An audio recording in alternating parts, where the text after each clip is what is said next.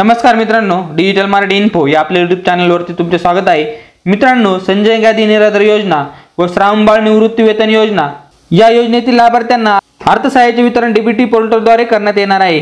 DBT मार्फत म्हणजेच कसे तर ज्यांना पीएम किसान योजनेचे पैसे डायरेक्ट त्यांच्या बँक खात्यात येतात, तसेच लाडकी बहीण योजनेचे पैसे जसे बँक खात्यात येतात तसेच आता तुम्हाला म्हणजेच जे या योजनेत लाभार्थी आहेत त्यांना हे पैसे डायरेक्ट त्यांच्या बँक खात्यात जमा होणार आहे। त्याबाबतचा जो काही शासन निर्णय आहे तो आता आलेला आहे।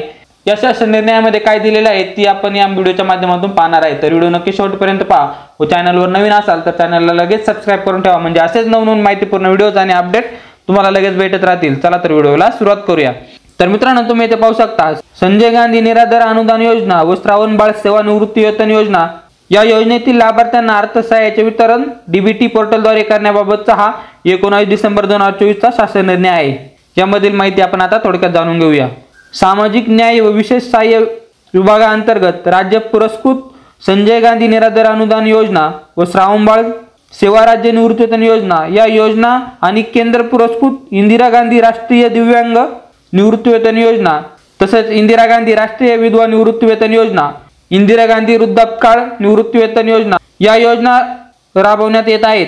माहे डिसेंबर 2024 पासून सदर योजनेअंतर्गत पात्र लाभार्थ्यांना अर्थसहाय्याचे वितरण डीबीटी म्हणजेच डायरेक्ट बेनिफिट ट्रान्सफर पोर्टल मार्फत थेट त्यांच्या बँक खात्यात जमा करण्यात येण्याची बाब शासनाने विचारधानी घेतलेली आहे।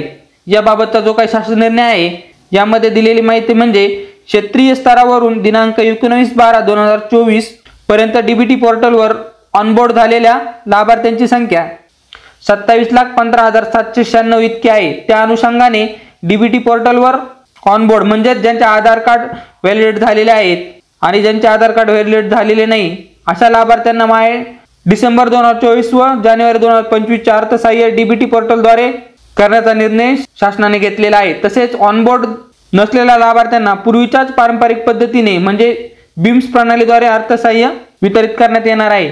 सदर बीम्स प्रणालीद्वारे अर्थसहाय्य वितरणाची सुविधा ही माहे जानेवारी 2025 अखेरपर्यंत उपलब्ध असेल।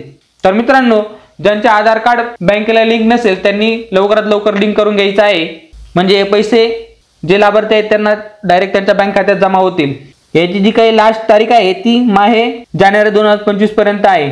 दिनांक 19/12/2024 पर्यंत ऑनबोर्ड झालेले संजय गांधी निराधार अनुदान योजनेतील लाभार्थ्यांची संख्या 12,36,425 इतकी आहे। तर श्रावणबाळ सेवा राज्य निवृत्ती वेतन योजनेतील लाभार्थ्यांची संख्या 14,79,366 इतकी असून अशा एकूण 27,15,791 लाभार्थ्यांना डिसेंबर 2024 या महिन्याचा अर्थसहाय्य डीबीटी पोर्टल मार्फत थेट त्यांच्या बँक खात्यात जमा करण्याकरता 408.13 कोटी इतकी निधीची आवश्यकता आहे। तर मित्रांनो, अशा पद्धतीने एक महत्त्वाची अपडेट होती।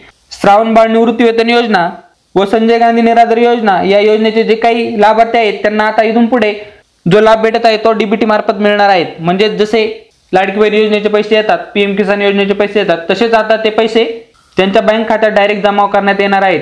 तर मित्रांनो, अशा पद्धतीने एक महत्त्वाची अपडेट होती ती आपल्या मित्रांपर्यंत नक्की शेअर करा। धन्यवाद। जय हिंद, जय महाराष्ट्र।